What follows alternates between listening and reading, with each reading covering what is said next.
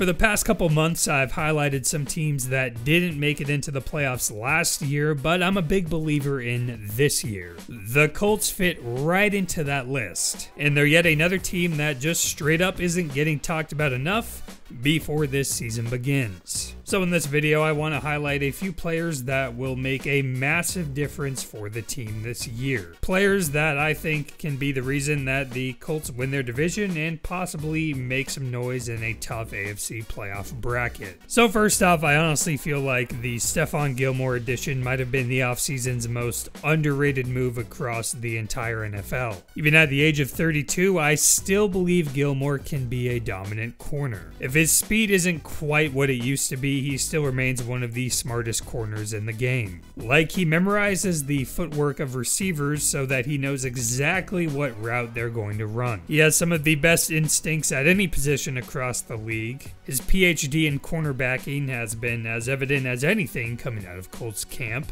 Mo Alley-Cox was so frustrated that he kept losing to Gilmore in one-on-ones that he decided to run an experiment. He knew Gilmore had his footwork memorized and was using that to anticipate his breaks on the ball. So when the tight end lined up with his left foot forward in a certain set, that meant one route. When his right foot was forward, that meant another. So Alley-Cox flipped them, intentionally throwing off the timing of the route and going against how the coaches were teaching it. When Alley-Cox was asked if this little experiment worked, he said, "Not really. You think I'm the first guy to try that on him?" With Gilmore's personality, along with his experience in New England, he's been in so many big games that he has this remarkable ability to stay calm at all times. It doesn't matter if he gets jumped at the line of scrimmage or he's a yard behind late in the route on a 4-3 receiver.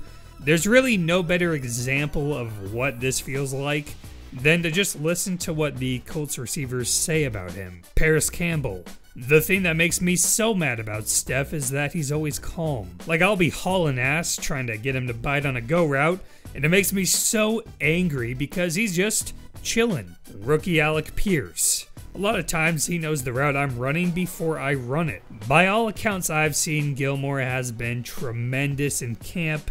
This is the first time in 3 years that he's been fully healthy. Yes, that's a long time, but he was the Defensive Player of the Year that last time.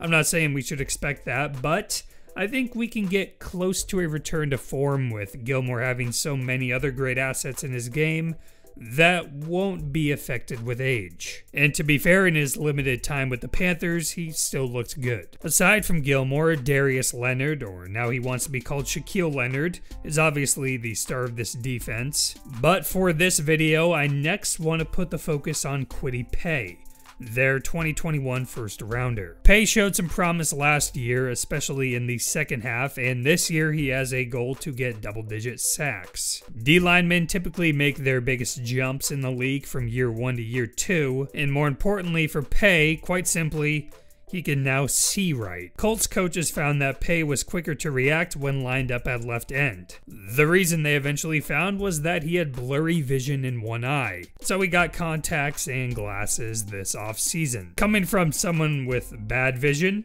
that's enough for me to say that this guy will improve. And going up against Braden Smith in practice has to help as well. There remains an injury concern with Paye, but he's supposed to be ready for the Colts opener. Next up, I've talked about this before on the channel, but I've been on the Matt Ryan train ever since the Colts saved him from the Falcons. His stats were down last year for sure, but he was surrounded by such a terrible offense. The O-line was filled with holes. His receivers were constantly running the wrong routes or giving up on plays. There were very few bright spots for that Falcons team. And when I watched them, I really just ended up feeling sorry for Matt Ryan. Rarely was he the one at fault when a drive ended. On the Colts side of things, they get an established, extremely professional veteran while ridding themselves of a locker room cancer in Carson Wentz. That's why Chris Ballard is considered one of, if not the best GM in the league. It was a masterful swap at the most important position in the game. And yes, I know he still brought in Wentz in the first place,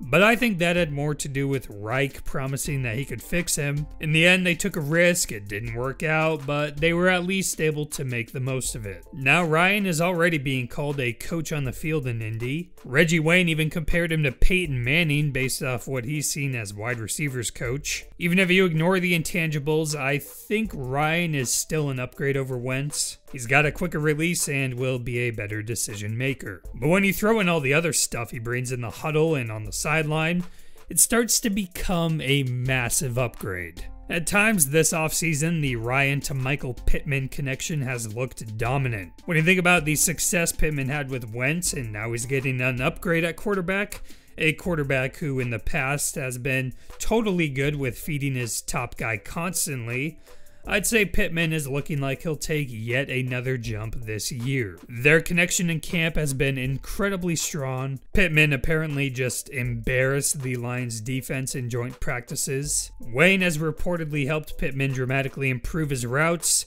so instead of mainly just relying on size and strength to win, he can come out more well-rounded this year. Of course, Jonathan Taylor was the top running back in the league last year. Frank Reich has come out and said that they're going to limit his usage just a little bit more because they have the luxury of Nyheim Hines. I think that's a smart move, but of course you still want Taylor on the field plenty so he can shine like he did last year. I also think this O-line can still remain a top 10 unit in the league. Overall, the Colts once again have a strong roster. They have star power on each side of the ball, and with an easier division, I think they can find themselves into the playoffs. Now I just wanted to end this video with a little plug. I recently started making these little NFL comedy skits on TikTok and YouTube Shorts, so feel free to check those out. I'll leave the links in the description. So far I've gotten some positive feedback, so I'll leave you with a little example on this video. Hey Trey, why don't you take a seat? What's up, coach? Please tell me you're not mad about that interception. It was interceptions plural, but it's not that, Trey. It's we decided to bring Jimmy back as backup. But coach, I thought you said this was my team. It's just the Seahawks were gonna take Jimmy if we cut him loose, and with Geno Smith starting up there, we wanted to keep those 2 free wins in our back pocket. That's not what you told me. Oh, Jimmy. Hey, just so you know, Trey, if you struggle... What? Wait. What is this? That's the leash. What do you mean leash? We're keeping you on a short leash. Hey, Trey, you ready for your tight end practice? Tight end practice? Just so we can stay versatile on offense. But I thought you said Jimmy was the backup QB. Well, he is until maybe week 3. It's all good, Trey. You got my invite to Tight End University next summer.